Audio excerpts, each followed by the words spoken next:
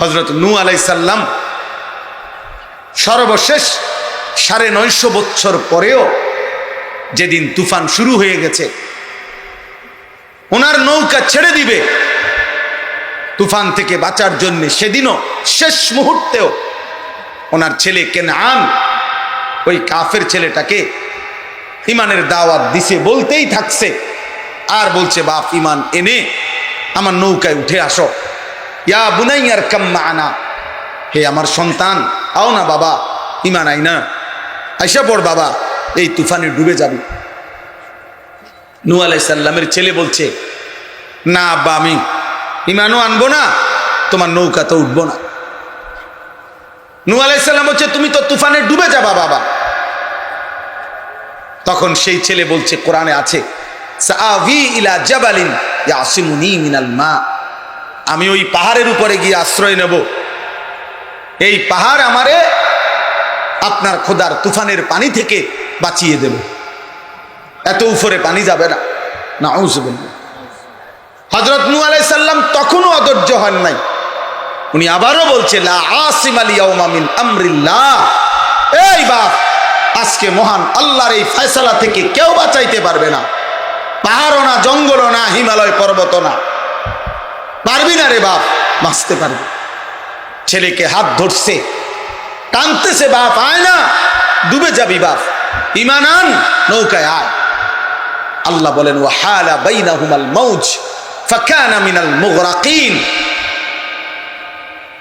আল্লাহ বলেন, এই টানাটানির মুহূর্তে বাপ টানে ঈমানের দিকে, সন্তান ছুটে যাচ্ছে কুফরির দিকে, এই অবস্থায় একটা তুফানের ঢেউ আসছে, এক ধাক্কা দিছে ঢেউ, এই ধাক্কায় বাপ আর পুতের হাতের বাঁধন জীবনের তরে ছুটে গেছে। ফাকানা মিনাল মুগরাকিন, অতঃপর ধীরে ধীরে ছেলেটি ডুবে গেছে। কিন্তু তিনি শেষ মুহূর্ত পর্যন্ত সন্তানকে বাঁচাইতে চেষ্টা করছে। কোরআনুল কারীমের মধ্যে আছে, হযরত ইয়াকুব আলাইহিস সালাম, ইয়াকুব নবী ইন্তেকালের পূর্ব মুহূর্তেও ওনার সন্তানদেরকে একত্র করে চারপাশে এনে জিজ্ঞেস করছেন, আম কুনতুম শুহাদা is হাদারা Yakub Al Maut is ক্বালা লিবানিহি মা তা'বুদুনা মিন বাদি। কোরআন শরীফের আয়াত কিনা?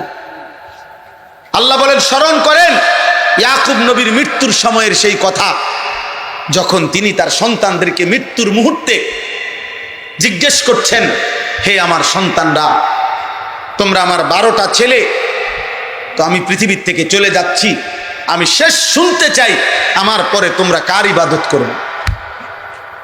ক্বালু না'বুদু ইলাহাকা ওয়া ইলাহা আবাইকা, ছেলেরা এক বাক্যে বলছে, আপনি ঘাবড়াবেন না বাবা, আমরা আপনার মৃত্যুর পরেও আপনার এবং আপনার পূর্বপুরুষ ইব্রাহিম, ইসমাইল, ইসহাক, আপনার পূর্বপুরুষ উনাদের যিনি রব ইলাহ, সেই মহান আল্লাহ, আমরা তার গোলামি করতে পারি। ইয়াকুব আলাইহিস সালাম তখন নিশ্চিন্ত হলেন, এরপরে ইন্তেকাল করল। আজ মুসলমানের মা বাপ এতটুকু যদি বুঝতেন, আমার সমাজ অনেক সুন্দর হতো, আমার ঘর অনেক সুন্দর হইতো, অনেক সুন্দর হইত। এতটুকু আপনারা বুঝলেন না। আপনারা মনে করছেন স্ত্রী সন্তানের জন্য আপনার দায়িত্ব ঘর, বিল্ডিং, দালান, সোফা, ফার্নিচার, খাট, পালং, বাজার, সদাই, ফর্ম ফিল আপ, রেজিস্ট্রেশন, বিদেশের টাকা, বাজারের ভিটি, জমি কিনা দেওয়া, বিল্ডিং সাজিয়ে দেওয়া, এরই নাম হচ্ছে বাবার দায়িত্ব। না রে বাপ, কোরআনুল কারীমে আল্লাহ বলছে, ওয়া'মুর আহলাকা বিস-সালাহ, তুমি তোমার পরিবারের সদস্যদেরকে নামাজের আদেশ করো, নামাজের আদেশ করো।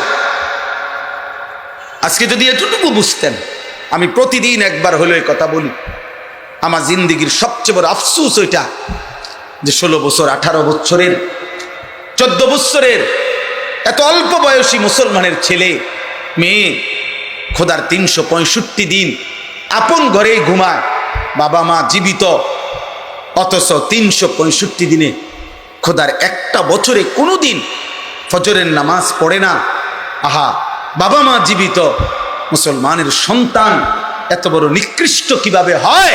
আর মুসলমানের মা বাপ এইসা গাফেল কেমনে হয়? ওই বাপ, তুমি এত বড় গাফেল কেমনে হইলা? তোমার সন্তান একটা দিনও ফজরের নামাজ পড়বে না। তুমি কেমন বাপ হইলা? আর এটা কেমন সন্তান হইল? বলো না বাপ, বলো না সন্তান, নওজোয়ান বলো না ভাইয়া, এই কিশোর নওজোয়ান ছেলেরা, এই বন্ধুর কথা বলো, জবাব দাও। 365 দিনে, খোদার এক বছরে যে কোনো দিন 5 ওয়াক্ত নামাজ পড়লা না, তুমি মানুষের বাচ্চা? এই হাইওয়ান, মুসলমানের বাচ্চা তো নিকৃষ্ট হয় বেটা। তোর কোনো আল্লাহ নাই, তোরে কেউ বানায় নাই বেঈমান নাফরমান, তোর কোনো সৃষ্টিকর্তা নাই, তোর কোনো নবী নাই, তোর জন্য কেউ 23 বছর কাঁদে নাই, তোর কোনো ধর্ম নাই বাপ, তোর কোনো কিতাব নাই, তোমাকে কোথাও ফিরতে হবে না।